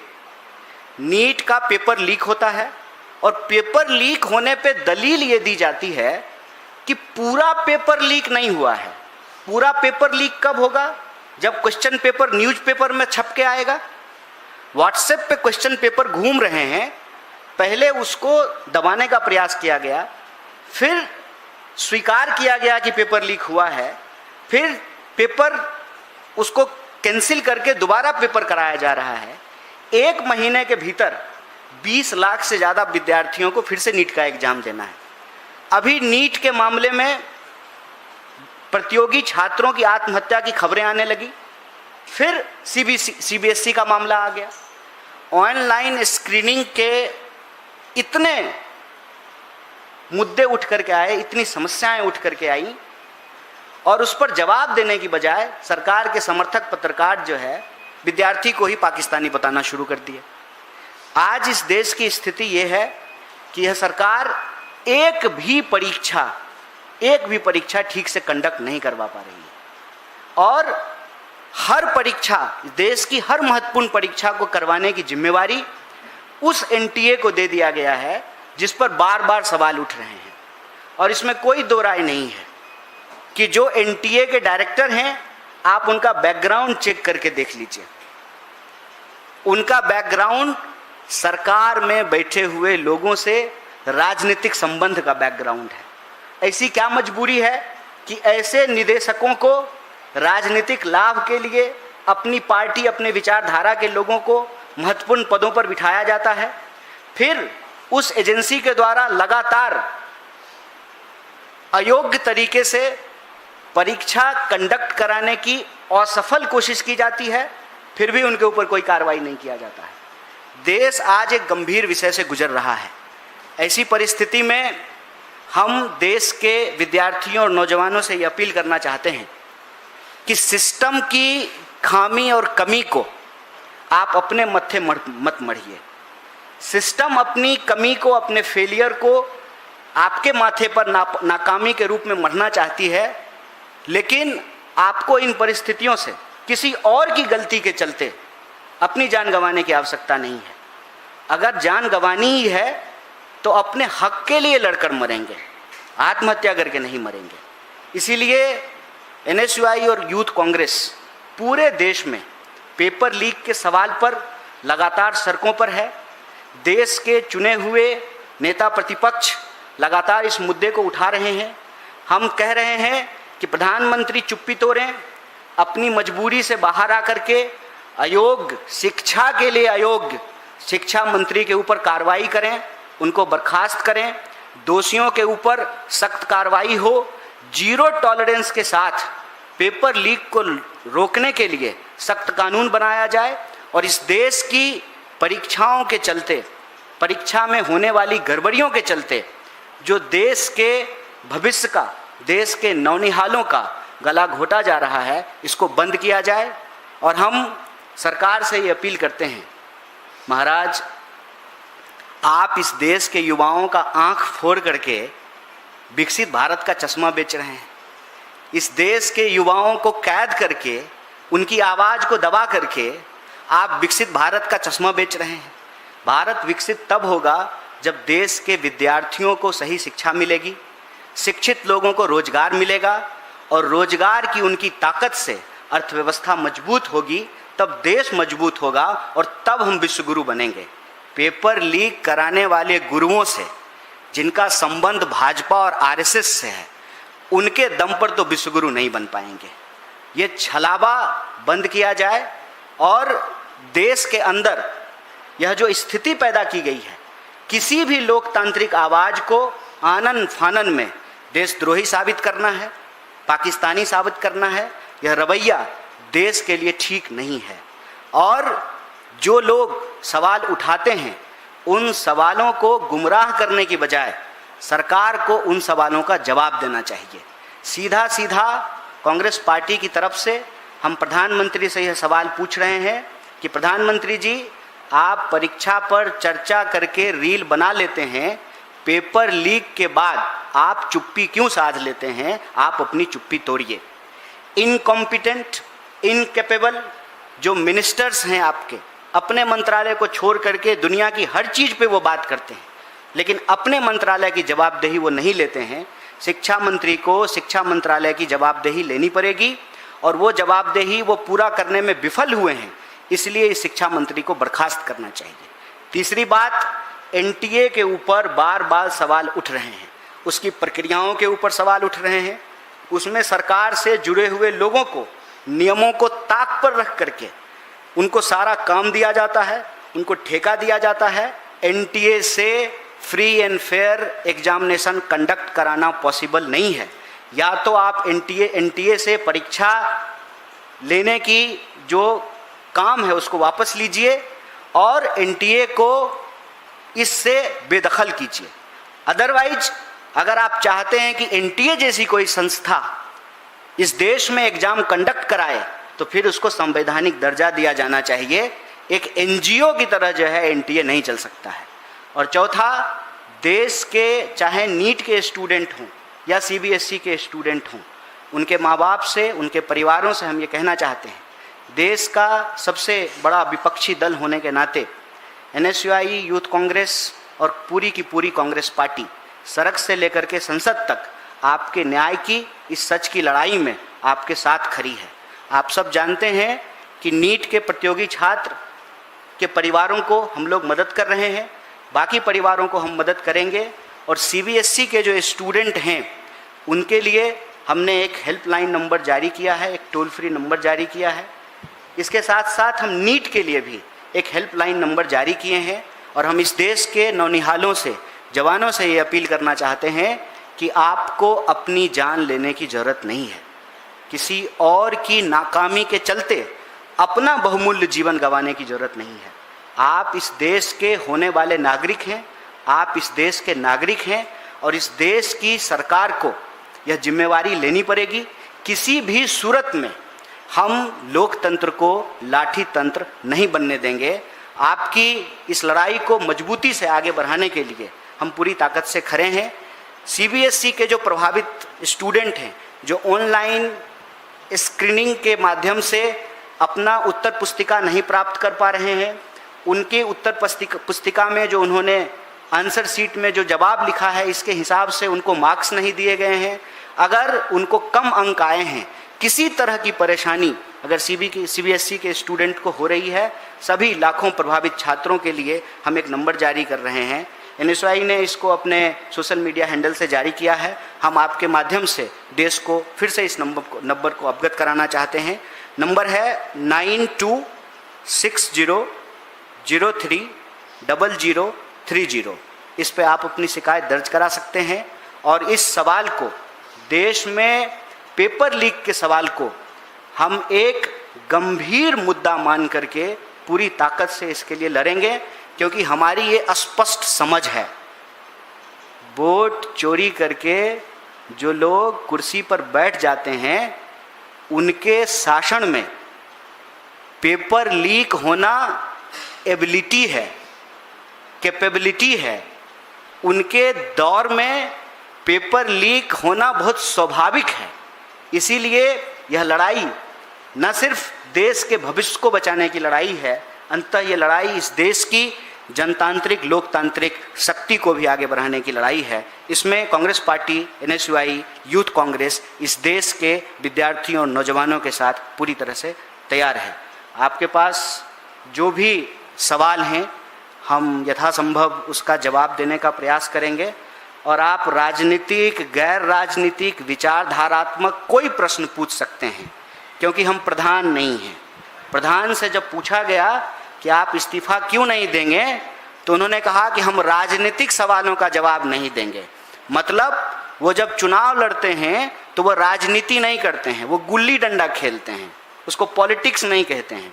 भाजपा एक राजनीतिक दल नहीं है और धर्मेंद्र प्रधान भाजपा के नेता नहीं हैं। धर्मेंद्र प्रधान जो है वो सांसद नहीं है और मंत्री होना इस देश में राजनीतिक नहीं है। हो सकता है मोदी जी के शासन में राजनीति की परिभाषा बदल गई हो। अब सरकार का चरण वंदना करना, प्रधानमंत्री जी के चरणों में लेट जाना, इसको राजनीति नहीं कहा जाता है। लेकिन हम समझते हैं कि शिक्षा का सवाल एक राजनीतिक सवाल है, रोजगार का सवाल एक राजनीतिक सवाल है, पेपर लीक का सवाल एक राजनीतिक सवाल है और हम आपके सभी राजनीतिक सवालों का जवाब देने का यथासंभव प्रयास करेंगे। बहुत बहुत शुक्रिया, बहुत बहुत धन्यवाद। बनाने की जरूरत है। सर जी, आपने कहा कि कानून बनाने की जरूरत है, तो जो ऑलरेडी कानून है वो काम नहीं कर रहा है।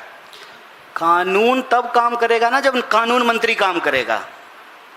अब आप मुझे बताइए कि इस देश के आदरणीय ऑनरेबल चीफ जस्टिस ने एक बयान दिया और फिर कहा कि हम फेक डिग्री वालों को कह रहे थे, और आपको तो मालूम है प्रधानमंत्री की डिग्री पे ही सवाल उठा हुआ है। तो कानून तो तब काम करेगा ना जब कानून मंत्री काम करेगा। कोई भी नियम तो तब चलेगा ना जब शासन प्रशासन ठीक से हो। जिस शासन प्रशासन पे ही वोट चोरी का आरोप है, वहाँ आप क्या उम्मीद करते हैं? वहाँ तो जनतंत्र में सारी उम्मीद इस देश की जनता से है। कानून जो हैं वही अगर ठीक तरीके से लागू हों तो स्वाभाविक रूप से कोई गड़बड़ी नहीं होगी। यह तो पूरा का पूरा सिस्टम का मामला है ना। आप लोगों में से पता नहीं कितने लोगों ने वो जो एनटीए का रील है नीट एग्जाम से जस्ट पहले, उसको बस जा करके एक बार देखिए। आपके घर में कोई अगर नीट का स्टूडेंट नहीं है तो आपको कॉमेडी लगेगी, आप उसको देख के हंसेंगे। लेकिन अगर आप नीट की परीक्षा दे रहे किसी बच्चे के माता पिता हैं तो आपको बहुत दुख होगा और बहुत दर्द होगा कि कुछ दिन कबल जो हीरो की तरह एआई के उपयोग से एक रील बना करके डाल रही है और बड़ा बड़ा दावा कर रही है कि आप बस पेपर पे ध्यान दीजिए, बाकी हम देख लेंगे। और उसका नतीजा यह है कि पेपर लीक हो गया। और पेपर लीक कहाँ से हुआ है, ये बहुत महत्वपूर्ण सवाल है। पेपर लीक उन गुरुओं के यहाँ से हुआ है जिनके दम पे आरएसएस बीजेपी इस देश को विश्वगुरु बनाना चाहती। उन टीचरों के यहाँ से पेपर लीक हुआ है। तो क्या एनटीए को मालूम नहीं है कि आप किस तरह के टीचरों से पेपर सेट करने का पैनल बना रहे हैं? ब्यूटी पार्लर में पेपर बट रहा था। ये नेटवर्किंग आप देख रहे हैं। तो जब चौकीदार ही पॉकेटमारी करने लगे तब तो आपको सख्त कार्रवाई की आवश्यकता होगी। कोई भी कानून ठीक से तभी काम करेगा ना जब कानून मंत्री काम करे, पुलिस काम करे, देश की अदालतें काम करे। आप अदालत चीफ जस्टिस साहब का एक नया बयान सुन लीजिए। उन्होंने कहा है कि दिल्ली के ज्यादातर वकीलों की डिग्री फेक है। बताइए, इस पे हंगामा नहीं हो जाना चाहिए? देश के सुप्रीम कोर्ट के मुख्य न्यायाधीश कह रहे हैं कि दिल्ली के वकीलों की डिग्री फेक है और इस पर कोई सवाल नहीं है। चर्चा किस पे हो रही है? झालमुरी पे और मेलोडी पे। और मेलोडी कितना चॉकलेटी है ये भी बता रहे हैं। तो ऐसे में हम तो इस देश की जनता से ही अपील करेंगे और इस देश की जनता से हमारी ये अपील है कि याद रखिएगा, वोट चोरी से बनी हुई सरकार पेपर लीक ही कराएगी। और पेपर लीक अगर होगा तो इस देश के नौनिहालों की आंख फोड़ने की ये कोशिश है। और जब इस देश के नौनिहालों का आंख फोड़ दिया जाएगा तो आप बताइए कि भारत विकसित कैसे बनेगा। आज 2026 में क्या हो रहा है इस पर कोई बात करने के लिए तैयार नहीं है। हर साल पेपर लीक हो रहा है। जब हम अभी इस वक्त चर्चा कर रहे हैं, हो सकता है कि देश के किसी कोने में किसी परीक्षा का पेपर लीक हो रहा हो। उसी वक्त जो है दिन भर सरकार कॉमेडी करती है और कॉमेडी का नाम उपलब्धि दे दिया गया है बस, और थोड़ा गंभीर टोन में कॉमेडी करती है। इस देश को पेपर लीक को बहुत गंभीरता से लेना चाहिए। ये एक बहुत बड़ा सवाल है और इस देश के लोगों के लिए पेपर लीक ना हो, विद्यार्थियों के भविष्य को दांव पर ना लगाया जाए, इसके लिए एक सख्त कानून की जरूरत है और दोषियों पर सख्त कार्रवाई की आवश्यकता है। मैं तेजपाल सिंह। कन्हैया, सवाल ये है कि 50 लाख के आसपास स्टूडेंट्स हैं। नीट, सीबीएसई और SSC GT, even UP board के 32 जिलों में डबल रोल नंबर की कॉपियां मिली हैं। ये 50 लाख वो बच्चे हैं जो 15 साल से लेकर के 25 साल की उम्र के हैं, बिल्कुल यंग हैं, नया दिमाग के बच्चे हैं, कोमल दिमाग है। क्या ये स्वस्थ लोकतंत्र के लिए अच्छी निशानी है कि हम ऐसी फसल तैयार कर रहे हैं जो कभी भी भरोसा नहीं करेगी किसी भी गवर्नमेंट के ऊपर? बिल्कुल ये अच्छी बात नहीं है और मैं समझता हूं कि ये सवाल देश का सबसे गंभीर सवाल है। हम देश में रोज नए उठते हुए मुद्दों को देखते हैं, लेकिन शिक्षा का सवाल सबसे जरूरी सवाल है। शिक्षा के बिना कोई भी समाज, कोई भी देश वो ताकतवर नहीं हो सकता है। और शिक्षा की स्थिति ये है कि अशिक्षित लोगों ने, अयोग्य लोगों ने इस पूरी की पूरी व्यवस्था को कब्जा कर लिया है। आप देखिए कि जो वाइस चांसलर अपने स्टूडेंट को एक्सपेल करता है, अपने स्टूडेंट को जेलों में डालता है, जिस वाइस चांसलर के अंदर करप्शन होते हैं, उस वाइस चांसलर को प्रमोट करके यूजीसी पहुंचा दिया जाता है, फिर यूजीसी से प्रमोट करके उसको पद्मश्री दे दिया जाता है। जो अफसर बेईमानी करता हुआ पकड़ा जाता है, उस पर कार्रवाई नहीं होती है, उसका प्रमोशन कर दिया जाता है। तो ये तो गिरोह है। ये ऐसा देश की स्थिति देख करके ऐसा लग रहा है कि किसी भी तरह से इस देश को चौकीदार नहीं चला रहे हैं, इस देश को पॉकेट मार चला रहे हैं। और पॉकेट मारों के इस गिरोह के चलते सबसे ज्यादा अगर कोई प्रभावित हो रहा है तो वो इस देश के नौजवान और विद्यार्थी हो रहे हैं। और आप एनटीए की कारस्तानियों को अगर सुनेंगे तो आपको हंसी भी आएगी और आपको रोना भी आएगा। एनटीए सनी लियोनी का एडमिट कार्ड पर फोटो लगा करके भेज देती है। आप सिर्फ एडमिट कार्ड जो भेजा जाता है, उस एडमिट कार्ड पर एक रिपोर्ट बना करके देखिए कि दुनिया भर के हस्तियों का फोटो लगा करके एडमिट कार्ड भेजा जाता है। कोई भी वेबसाइट, डिजिटल डंडा सरकार चलाना सीख गई है, सोशल मीडिया बैन करना सीख गई है, लेकिन अपना वेबसाइट सरकार का नहीं चल रहा है। कोई भी वेबसाइट ठीक से नहीं चलता है। सारा का सारा महकमा, प्रधानमंत्री से लेकर के नीचे तक का अफसर रील बनाने में व्यस्त है। एआई का इतना ही इस्तेमाल हो रहा है कि सब लोग रील बना रहे हैं। एनटीए रील बना रहा है, सीबीएसई रील बना रहा है, लेकिन उसके हेल्पलाइन नंबर पर कभी कॉल करके देखिए, आप उसके पेमेंट गेटवे को जाकर के देखिए, आप वहां पर जो अपलोड किया गया है क्वेश्चन पेपर, उसकी क्वालिटी जाकर के देखिए, उसका मार्किंग सिस्टम जाकर के देखिए, तो आपको लगेगा कि मूर्खों के हाथ में सत्ता चली गई है और ये जो मूर्ख हैं उस देश के भविष्य को चौपट कर रहे हैं। सर कन्हैया जी, आज सुप्रीम कोर्ट का फैसला आया है बिहार एसआईआर को लेकर। सुप्रीम कोर्ट ने कहा कि बिहार में जो एसआईआर हुआ है पूरी तरह से वैध है, कोई उसमें जो है गलती नहीं है, हाँ संवैधानिक है। इस पर क्या कहेंगे? देखिए, इस पर एसआईआर के सवाल पर आपको पार्टी की तरफ से एक आधिकारिक सूचना दी जाएगी, प्रेषित किया जाएगा। मैं उम्मीद करता हूं कि प्रेस कॉन्फ्रेंस भी होगी। हम बस इतना कहना चाहते हैं कि एक सवाल आज इस देश के लोगों के मन में है, चाहे वो व्यक्ति राजनीतिक हो या राजनीतिक नहीं हो, चाहे वो दल ए का समर्थक हो या दल बी का समर्थक हो, और वो सवाल है विश्वसनीयता का। इस देश के सिस्टम के ऊपर से लोगों की विश्वसनीयता समाप्त होती जा रही है। और ऐसी परिस्थिति में चाहे न्यायालय न्यायपालिका के लोग हों, चाहे चुनाव आयोग के लोग हों, चाहे एनटीए के लोग हों, चाहे मंत्रालयों में बैठे हुए अफसर हों, उनको यह बात गंभीरता से सोचनी चाहिए कि आप